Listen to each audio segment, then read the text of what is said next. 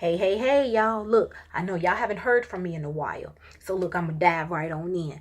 I'm just going to talk about something that I'm bothered with the church. So, this week, this is going to be Church Chronicles front row seat.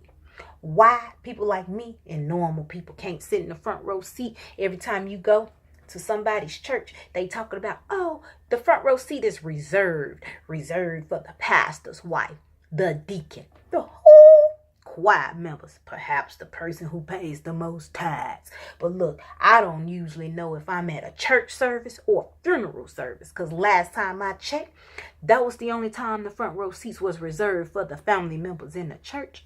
But don't worry, I tell you what, if you want to sit in the front row, you can. What you're going to do is, you're going to take your tail to church next week. You're going to walk your tail right on in and walk all the way to the front. Scope your seat out. Then you sit down. But just know when you sit down, the usher going to be right behind you. And they going to say, sorry, baby, but you can't sit here. These seats are reserved. You know, they're going to take their hand and try to gesture you to another row. You going to stand still. You going to put your fist up. Your power fist. Your black power fist. Because you know it's going to be at a black church. And you look at them and tell them, I shall not be moved.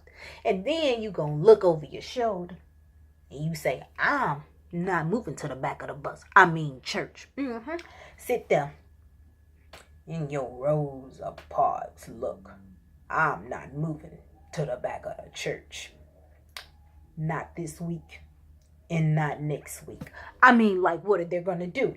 Call the armor bearer or the pallbearer? See, they might just call the pallbearer because they the only ones who move bodies. All I'm saying is sit in the front row seat at your own risk.